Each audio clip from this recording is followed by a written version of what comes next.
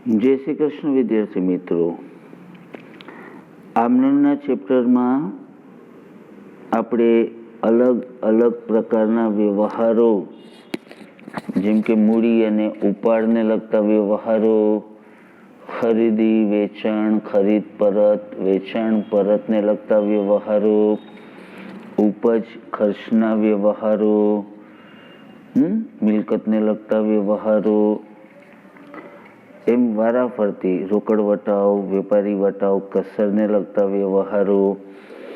તો અલગ અલગ પ્રકારના વ્યવહારોની આમ નોંધ હું તમને રોજ એક પછી એક એના સમજાવવાનો પ્રયત્ન કરું છું. બેટા, તમારી ટેક્સ્ટ બુકના ઉદાહરણના દાખલા જ સમજાવું છું. શા માટે? કેમ કે એની આમ નોંધ પાર્ટ ઓફ આન્સર, જવાબના ભાગરૂપે લખેલી હોય તો તમને સમજવામાં સરળતા રહે. પછી સ્વાધ્યાયના દાખલા પણ ગણાવીશ. હવે છેલ્લા કેટલા ટાઈમથી આપણે આમનોંધનું ચેપ્ટર જ કન્ટિન્યુ કરી રહ્યા છીએ. આજે, કાલે અને ગુરુવાર સુધી આપણે એકાઉન્ટ કરશું. નેક્સ્ટ વીક એટલે સોમવારથી આપણે સ્ટેટિસ્ટિક્સ, આંકડાશાસ્ત્ર શરૂ કરશું. જ્યાંથી આપણે અટકા છીએ ત્યાંથી આગળ વધશું. હવે આજે પેલી વાત, મેં તમને પીડીએફ મોકલી દીધી છે. પીડીએફ મોકલી દીધી છે એ ટેક્સ્ટ બુકની કોપી છે. એમાંથી જોઈને લખવું હોય તો ઠીક છે, નહીં તો ટેક્સ્ટ બુક પેજ નંબર 78, 79, 80 અને 81 ટેક્સ્ટ બુકમાંથી પણ લખી લે તો ચાલશે. ઓકે. અને આ ઓડિયો વિડીયો સાંભળતી વખતે ટેક્સ્ટ બુક તમારી સામે રાખજો. ટેક્સ્ટ બુક પેજ નંબર 78 અને 79, 80 અને 81. આજના દિવસમાં એ 4 પેજ નથી થવાના, પણ જેટલું થાય એટલો આપણે પ્રયત્ન કરીએ. મા દીકરા, આજના દિવસમાં આપણે એક મુદ્દો સમજીએ. ગઈકાલે મેં તમને ઉપજ ખર્ચના વ્યવહારો સમજાવ્યા હતા અને એ પેલા રોકડ વટાવ, વેપારી વટાવ, એને લગતા વ્યવહારો. હવે મારા દીકરા, મોટાભાગના વ્યવહારો કવર થઈ ગયા. આજે છેલ્લો અને સૌથી મહત્વનો મુદ્દો છે એ તમારી ટેક્સ્ટ બુકનો 78 નંબરના પેજ ઉપર ઘાલખાદ અને ઘાલખાદ પરતના વ્યવહારો. ઘાલખાદ અને ઘાલખાદ પરતના વ્યવહારો વાંચવાની કેવી કોઈ જરૂર નથી. એક નાનકડો દાખલો આ મુદ્દાને સમજાવવા માટે, ઘાલખાદ અને ઘાલખાદ પરતને લગતા વ્યવહારો, આ મુદ્દો સમજાવવા માટે 2 કે 3 વ્યવહારનો એક નાનકડો મજાનો દાખલો આપ્યો છે. થોડુંક સમજવાનો પ્રયત્ન કરજો મારા દીકરા. અને ધ્યાનથી સમજજો, નોટ્સ બરાબર પ્રિપેર કરજો. ડિપેન્ડ કરે છે બેટા, અમુક બાળકો એવા છે કે જે બરાબર મને ફોલો કરે છે, મારી દરેકે દરેક ઇન્સ્ટ્રક્શનને, કે મારા દરેકે દરેક લેક્ચર્સને, કે દરેકે દરેક પીડીએફને બરાબર નોટ્સમાં લખે છે. મેં જોયું છે. એવા 10%, 15% વિદ્યાર્થીઓ છે.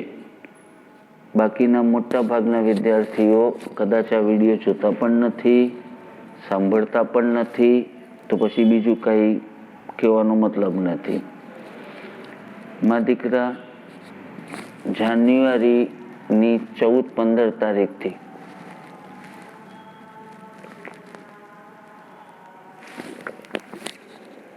આજે ડિસેમ્બર, આજે ડિસેમ્બર મહિનો ચાલે છે, મિડ ઓફ ડિસેમ્બર. બરાબર 15 તારીખ આવી ગઈ. જાન્યુઆરીની 15મી તારીખ એટલે કે 14મી જાન્યુઆરી સંક્રાંત એટલે કે કમૂરતા ઉતરી. કમૂરતા ઉતરી એટલે સંક્રાંત પછી 15મી જાન્યુઆરીથી બલકે 14મી જાન્યુઆરીથી હું 12th શરૂ કરીશ. ખાસ કરીને અકાઉન્ટમાં મારે જે કંઈ કરાવવાનું છે 11thના સિલેબસને ધ્યાનમાં રાખીને મારે જે કંઈ કરાવવાનું છે એ 15મી તારીખ સુધી પૂરું થઈ જશે અને કદાચ ન થાય તો એટ ધ મોસ્ટ એકાદ વીક વધારે. બટ જાન્યુઆરી મહિનાની 15મી તારીખ પછી આપણે 12thનો સિલેબસ સ્ટાર્ટ કરી દઈશું અને એને લગતી સૂચના હું એક લેક્ચરમાં આપી દઈશ.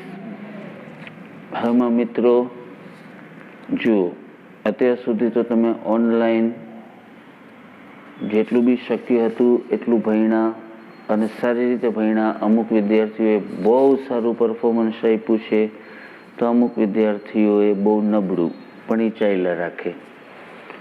હવે જ્યારે આપણે 12th શરૂ કરવા જઈ રહ્યા છીએ તો એ પહેલાં 11thનો જેટલો બેઝ જરૂરી છે એ આખા મહિનામાં હું તમને આપીશ વારાફરતી. સ્ટેટમાં કોઈ ટેન્શન નથી. સ્ટેટનો જે 11thનો સિલેબસ છે ને મારા દીકરા, એને અને 12માના સિલેબસને ઓલમોસ્ટ કંઈ લાગતું વળગતું નથી. જેટલું જરૂરી છે એટલું હું તમને કરાવી દઈશ. પણ અકાઉન્ટમાં આ બેઝ બહુ જ જરૂરી છે. એટલે વારંવાર સમજવાનો પ્રયત્ન કરજો, વારંવાર સાંભળજો, વારંવાર વાંચજો, વારંવાર લખજો, દાખલા ગણવાનો પ્રયત્ન કરજો. જેટલી મહેનત કરશો એટલું તમને આવડશે, ઇઝી પડશે. અને છતાં પણ ન સમજાતું હોય, કંઈ ન ખબર પડતી હોય તો હું રોજ એક વખત કહું છું કે તમે મને કોન્ટેક્ટ કરી શકો છો. તમે ફોનથી તમે રૂબરૂ આવી શકો છો. તમારી ક્વેરીઝ જે કંઈ હોય એ સોલ્વ કરી શકો છો. ઓકે, પણ એનો ટાઈમ એક ફિક્સ હોય છે, 4 થી 6 સાંજે. અને મેં ઓલરેડી 4-4, 6-6 વિદ્યાર્થીઓના નાના નાના ગ્રુપમાં પર્સનલ ટ્યુશન્સ, એટલે એકદમ 5 કે 6 જ વિદ્યાર્થી, મોટો રૂમ છે, 20-25 જણા બેસી શકે એવડા મોટા રૂમમાં માત્ર 5 કે 6 વિદ્યાર્થીઓને બેસાડી અને પર્સનલ ટ્યુશનના એપ્રોચથી હું શરૂ કરવા જઈ રહ્યો છું. અને એના માટે જે લોકો ઇન્ટરેસ્ટેડ હોય, પર્ટિક્યુલર જ્યારે 12th શરૂ કરશું ત્યારે તમને એમાં અનુકૂળતા રહેશે. આ કોઈ એડવર્ટાઇઝમેન્ટ કે જાહેરાતના હેતુથી નથી કહેતો બેટા. મેં તમને પહેલાં જ કીધું છે કે any time you can come. Okay, હવે આજે આપણે પહેલો મુદ્દો સમજવાનો પ્રયત્ન કરીએ. અત્યાર સુધી જેટલા આમનોના દાખલાઓ ગણાવ્યા એ ફરીથી એકવાર રિફર કરી લેજો, કેમ કે આના પછીનો જે દાખલો છે તમે પહેલું ટાઇટલ જુઓ, બધા જ પ્રકારના વ્યવહારો, મતલબ અત્યાર સુધી જેટલા બી આપણે અલગ અલગ મૂડીના, ઉપાડના, ખરીદીના, વેચાણના, ખરીદ પરત, વેચાણ પરત, રોકડ વટાવ, વેપારી વટાવ, ઉપજ, ખર્ચ, મિલકત વગેરે વગેરેને લગતા જેટલા બી દાખલા ગણ્યા એને આવરી લેતો, દરેક પ્રકારના વ્યવહારોને આવરી લેતો એક મિક્સ દાખલો તમને પરીક્ષામાં એ મિક્સ દાખલો જ પૂછાય. જેના પછીના એટલે કે 79 નંબરના પેજ ઉપર છે, પણ એની ચર્ચા આપણે પછી કરશું.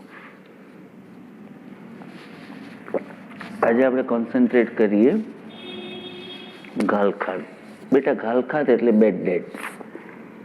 ઘાલખાદ એટલે બેડ ડેટ્સ, ડૂબેલું લેણું. ડૂબેલું લેણું એટલે શું? આપણે જાણે કે કોઈની પાસે પૈસા માંગીએ છીએ હવે સમહાવ તમને ખબર પડે કે એ પાર્ટી આપણને ક્યારેય કોઈ પણ સંજોગોમાં એ પૈસા આપી શકવાની નથી. ટૂંકમાં એ પેમેન્ટ કરવા માટે, પૈસા પાછા આપવા માટે, પરત કરવા માટે સમર્થ જ નથી. એની પાસે કંઈ છે જ નહીં. પાર્ટી ઉઠી ગઈ છે. પાર્ટી ઉઠી ગઈ છે. દેશી ભાષામાં આપણે શું કહેતા હોય? પાર્ટી ઉઠી ગઈ છે, ફડચામાં ગઈ છે, નાદાર થઈ. નાદાર થઈ એટલે કે એ પોતાની બધી મિલકતો વેચીને તો પણ એની પાસે જે કાંઈ હોય, જે કાંઈ મિલકતો નાની મોટી હોય, એ બધું વેચીને પણ પોતાનું એટલે કે દેવું ચૂકવી શકવા માટે સમર્થ નથી. એટલે પાર્ટી કેવી કહેવાય? નાદાર. નાદાર કોને કહેવાય? નાદાર કોને કહેવાય? જેની મિલકતો કરતાં દેવું વધી જાય. એવી વ્યક્તિ કે એવી પેઢી કે જેની મિલકતો કરતાં એનું દેવું વધી જાય. એટલે પરિસ્થિતિ શું થઈ બેટા? કે તમામ મિલકતો વેચી નાખે તો પણ દેવું મિલકતો કરતાં પણ વધારે છે. એટલે તમામ મિલકતો વેચીને પણ એ પોતાનું પૂરેપૂરું દેવું ચૂકવી શકતી નથી. પેઢી હોય કે વ્યક્તિ હોય કે કંપની હોય. તો જે વ્યક્તિ, પેઢી કે કંપનીની મિલકતો કરતા એનું દેવું વધી જાય, ચૂકવવા પાત્ર દેવું વધી જાય, તો આવી પાર્ટી, આવી વ્યક્તિ, આવી પેઢી, આવી કંપની એને નાદાર કહેવાય. નાદાર એટલે કેવી વ્યક્તિ? કે મિલકતો કરતાં જેનું દેવું વધી ગયું. હવે આ વ્યક્તિ પોતાનું પૂરેપૂરું દેવું ચૂકવવા માટે સમર્થ નથી, કેમ કે એની પાસે પૂરતી મિલકતો નથી. ઓકે, તો આવી વ્યક્તિને નાદાર કહેવાય. આવી વ્યક્તિને શું કહેવાય? નાદાર. નામાની ભાષામાં આવી વ્યક્તિને શું કહેવાય? નાદાર. અને આપણી દેશી ભાષામાં આવી વ્યક્તિ કે આવી પેઢી બજારમાં શું કહેવાય? કે પેઢી ઉઠી ગઈ. પેઢી ઉઠી ગઈ. તો હવે થાય શું બેટા? કે માનો કે આવી વ્યક્તિને આપણે ઉધાર વેચાણ કર્યું હતું. આવી વ્યક્તિને, કેવી વ્યક્તિમાં દીકરા? જે નાદાર થઈ, જે ફડચામાં ગઈ, જે ઉઠી ગઈ. એને માની લ્યો કે તમે એને 5,000નો માલ વેચો તો ઉધાર, તો આપણે એની પાસે કેટલા માંગીએ? 5,000. કેટલા માંગીએ? 5,000. હવે આ વ્યક્તિ આપણા 5,000 પરત કરવા માટે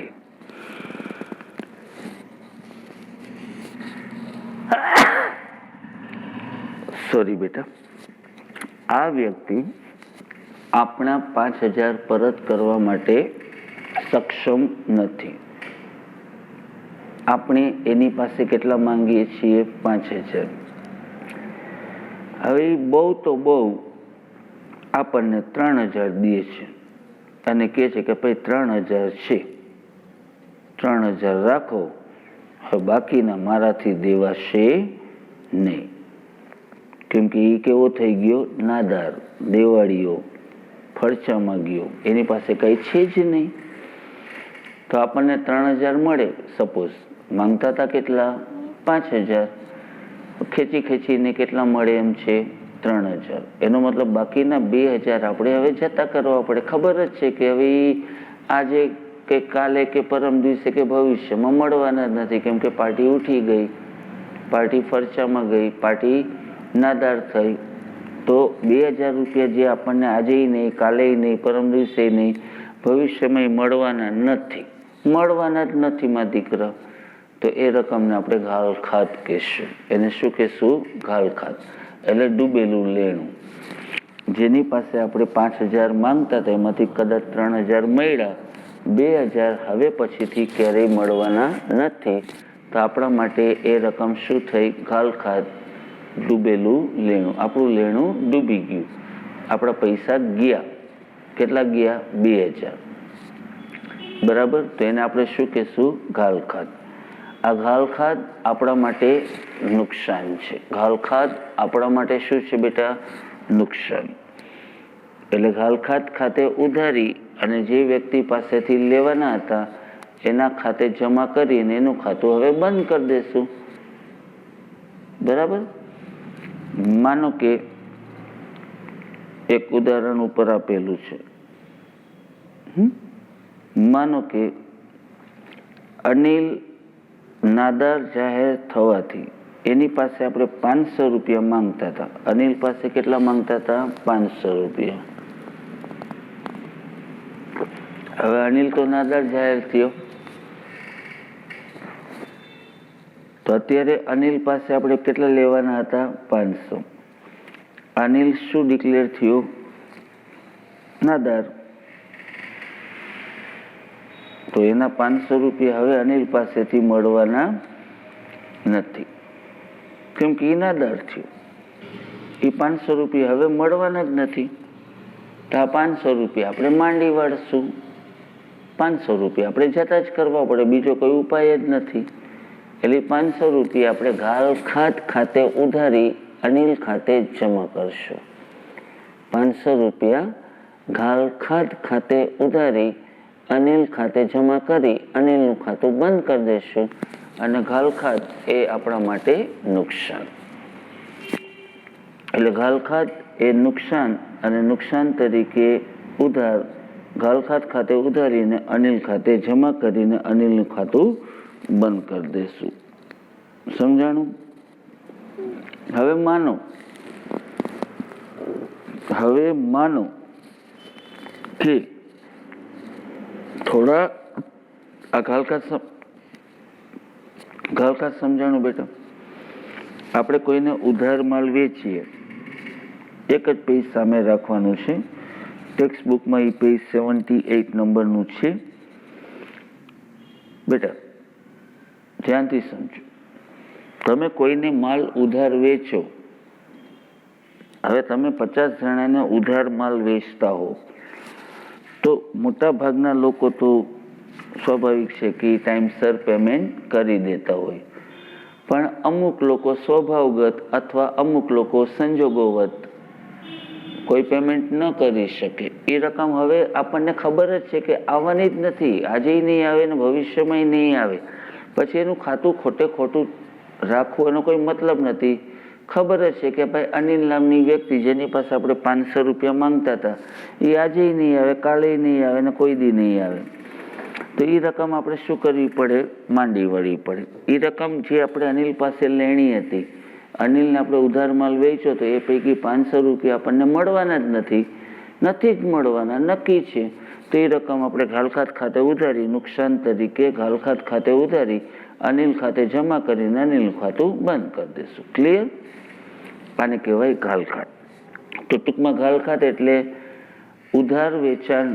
સમજો ઘાલખાતની આમનું શું ઘાલખાતની એક વ્યાખ્યાની રીતે વિચારો તો જ્યારે તમે તમારા ગ્રાહક પાસે જે કંઈ લેણી રકમ છે, ગ્રાહક પાસે જે કંઈ લેણી રકમ છે એ પૂરેપૂરી કે અંશતઃ મળી શકે એવી કોઈ શક્યતા જ ન હોય તો એવી રકમને આપણે ઘાલખાત તરીકે માંડી વળશું.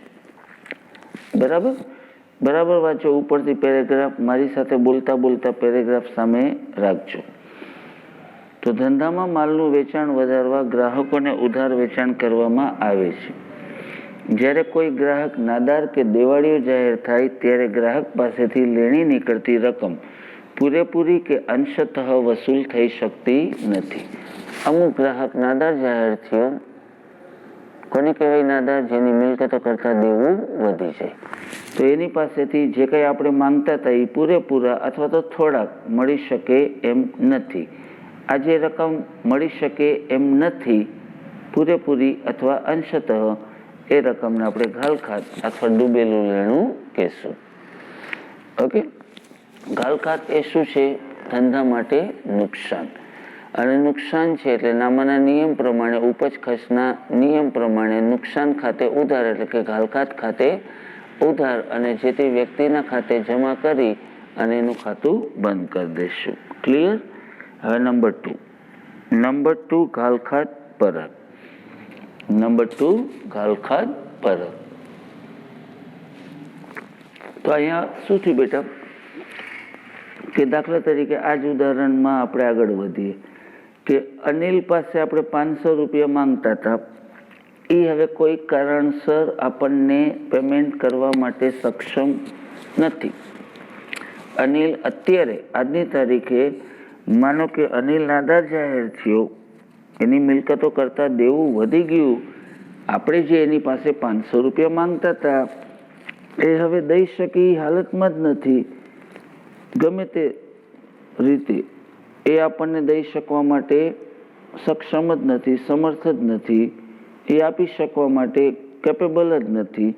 તો એ રકમ આપણે ઘાલખાત ખાતે ઉધારીને અનિલ ખાતે જમા કરી દીધી નુકસાન તરીકે.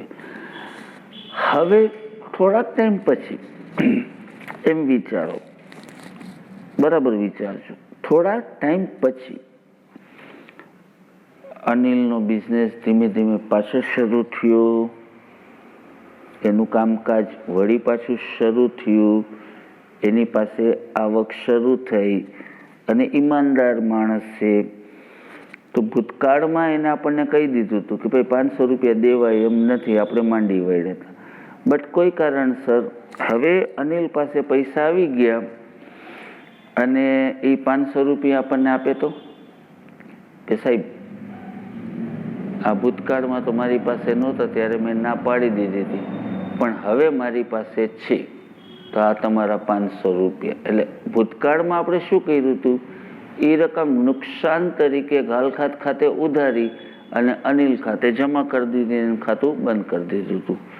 હવે કોઈ કારણસર એ રકમ આપણને પરત મળે.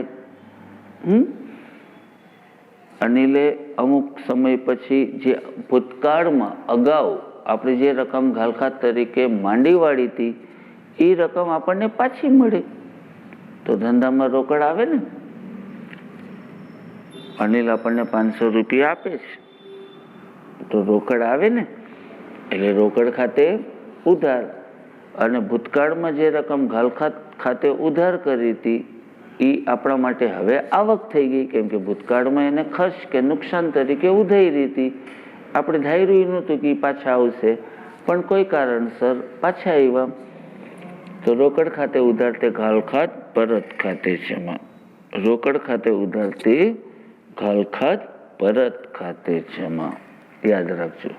એટલે જ્યારે તમે ઘાલખાત તરીકે અમુક રકમ માંડી વાળો ત્યારે ઘાલખાત ખાતે ઉધાર તે જે તે વ્યક્તિ ખાતે જમા, અને જ્યારે અગાઉ માંડી વાળેલી ઘાલખાતની રકમ પરત આવે ત્યારે રોકડ બેંક ખાતે ઉધાર તે ઘાલખાત પરત ખાતે જમા. આ યાદ રાખજો. જ્યારે ઘાલખાત તરીકે માંડી વાળો છો ત્યારે ઘાલખાત ખાતે ઉધાર તે જે તે વ્યક્તિ ખાતે જમા, અને જ્યારે એ રકમ અગાઉ માંડી વાળેલી ઘાલખાતની રકમ પરત આવે ત્યારે રોકડ આવે, એટલે રોકડ ખાતે ઉધાર તે ઘાલખાત પરત ખાતે જમા થાય. ક્યાં ખાતે જમા થાય? ઘાલખાત પરત. તો બે MCQ યાદ રાખો કે ઘાલખાત એ પેઢી માટે ખર્ચ છે, જ્યારે ઘાલખાત પરત એ પેઢી માટે આવક છે. ઘાલખાત એ પેઢી માટે ખર્ચ છે, જ્યારે ઘાલખાત પરત એ પેઢી માટે આવક છે. ક્લિયર? તો આટલું સમજાણું બેટા? જો બેટા ઘાલખાત પરત અનિલ તરફથી ઘાલખાત પરતની રકમ આવે ત્યારે અનિલનું ખાતું જમા ન થાય, કેમ કે આપણે ભૂતકાળમાં જ્યારે ઘાલખાત તરીકે રકમ માંડી વળી ત્યારે અનિલનું ખાતું તો બંધ કરી દીધું હતું.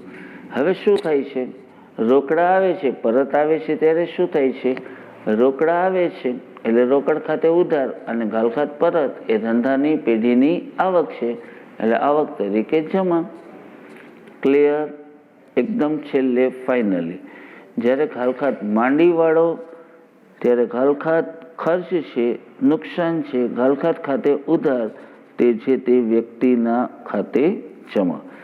એ જ રકમ અગાઉ માંડી વાળેલી ઘાલખાત જ્યારે પરત આવે ત્યારે રોકડ ખાતે ઉધાર તે ઘાલખાત પરત ખાતે જમા. ક્લિયર?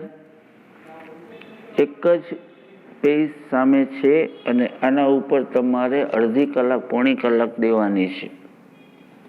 હવે નાનકડો દાખલો આપેલો છે. નીચેના વ્યવહારો પરથી પ્રેરણાના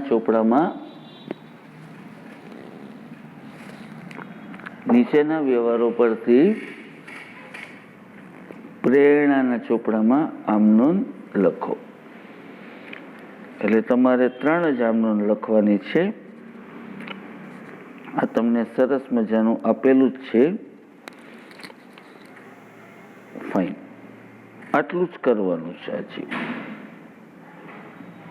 તો સૌથી પહેલા ગાલખાત અને ગાલખાત પરતનો મુદ્દો સમજી ગયો બેટા? મેં સમજાવ્યું એ. હવે મારા દીકરા ઉદાહરણ 10 જુઓ. નીચેના વ્યવહારો પરથી પ્રેરણા ચોપડામાં આમનોંધ લખો. એટલે first of all what we have to do, તમારે પ્રેરણાની આમનોંધ દોરી લેવાની છે. જાણે કે દોરી લીધી. 3 જ આમનોંધ લખવાની છે. એટલે નાનકડું અડધું પેજ તમે આમનોંધ જાણે કે દોરી લીધી. હવે એમાં તારીખ, વિગત, ખાપા, ઉધાર રૂપિયા ને જમા રૂપિયા. તારીખ, વિગત, ખાપા, ઉધાર રૂપિયા અને જમા રૂપિયા. તારીખના ખાનામાં આપણે 2014 લખી લીધું. માસની 1લી તારીખ આપેલી છે એટલે માસની 1લી તારીખ લખી લીધી. તો માસની 1લી તારીખનો વ્યવહાર વાંચો. વિશાલ નાદાર જાહેર થવાથી તેમની પાસેથી લેણી નીકળતી રકમ ₹2000 વસૂલ થઈ શકે તેમ નથી. તો ધ્યાનથી સાંભળો બેટા, સમજો. આપણે વિશાલ પાસે ₹2000 માંગીએ છીએ. આપણે વિશાલ પાસે કેટલા રૂપિયા માંગીએ છીએ? 2000. વિશાલ શું ડિક્લેર થયો? નાદાર, બેંકરપ્ટ. ઇંગ્લિશ માટે એના માટેનો વર્ડ છે બેંકરપ્ટ. એટલે વિશાલ નાદાર જાહેર થયો. ધેટ મીન્સ કે એની પાસેથી હવે કાંઈ પણ મળી શકે એમ નથી. પાર્ટી ઉઠી ગઈ, પાર્ટી ફરચામાં ગઈ. હવે આપણે નાઈ નાખવાનું. એની પાસે આપણે 2000 માંગતા હતા, એ મળવાના નથી. નાઈ નાખવાનું. તો કોની પાસે માંગતા હતા? વિશાલ પાસે. કેટલા માંગતા હતા? 2000. એ હવે મળશે નહીં. શા માટે નહીં મળે? કેમ કે વિશાલ નાદાર જાહેર થયો. નાદાર જાહેર થયો ધેટ મીન્સ કે એ પોતાનું દેવું ચૂકવવા માટે કેપેબલ નથી. એટલે આપણે એની પાસે જે ₹2000 માંગતા હતા, આપણે શું કરવું પડે? ગાલખાદ તરીકે માંડી વાળવા પડે. એટલે ગાલખાદ એ આપણા માટે નુકસાન છે. એટલે ગાલખાદ ખાતે ઉધાર 2000 તે વિશાલ ખાતે જમા 2000. ખબર જ છે કે વિશાલ પાસેથી હવે કંઈ મળવાના નથી. એટલે ગાલખાત ખાતે 2000 જે એની પાસે આપણે માંગતા હતા, એ ગાલખાત ખાતે નુકસાન તરીકે, ખર્ચ તરીકે ઉધારી અને વિશાલ ખાતે જમા કરી અને વિશાલનું ખાતું બંધ કરી દીધું. ત્યારબાદ 5મી તારીખ, માસની 5મી તારીખ, પરમ પાસેથી ₹3000 લેણા હતા.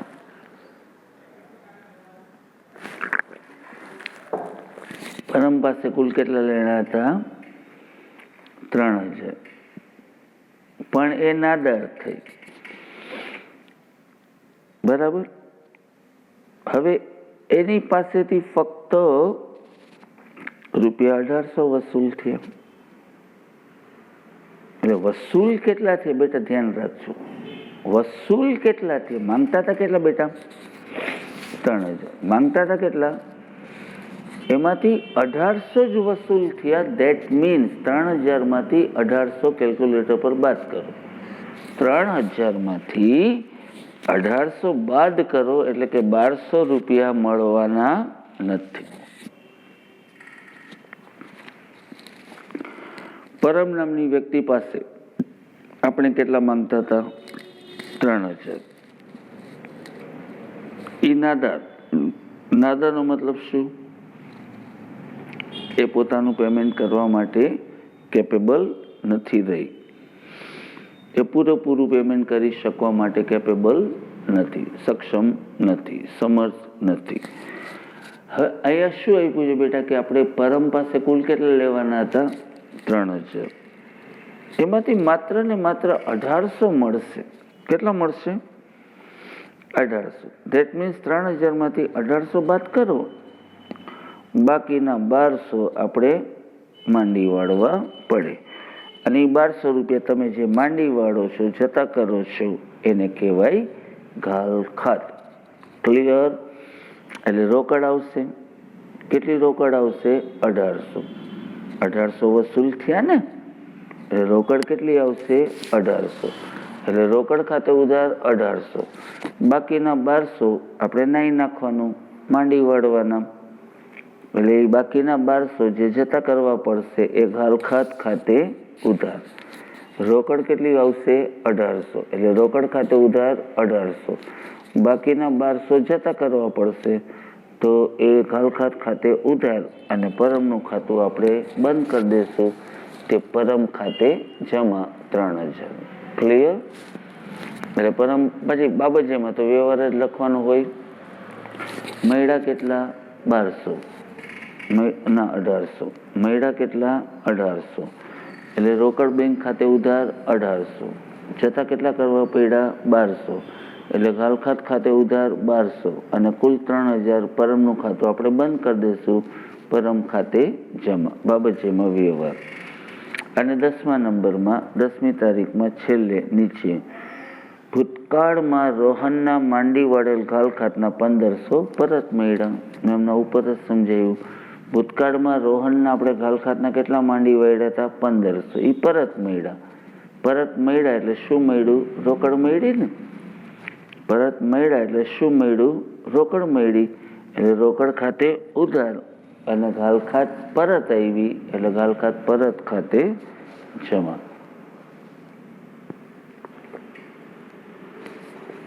રોકડ ખાતે ઉધાર, તે ઘાલખાત પરત ખાતે જમા. તો આખો પેલું આ જે પેજ, એક જ પેજ, આના પછીનો દાખલો છે કાલ સમજાવીશ, બધા વ્યવહારોને લગતો. ફરીથી કહું છું બેટા, 12th માટેના રજીસ્ટ્રેશન મેં 2-3-4 ગ્રુપમાં શરૂ કરી દીધા છે. You can contact me, you can call me, અને face to face, personal, only personal. ધ્યાનથી સમજો બેટા દાખલાઓ.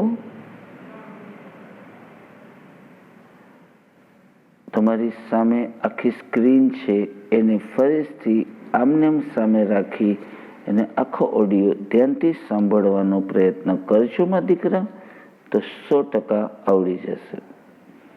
ઓકે? જય શ્રી કૃષ્ણ બેટા. Take care.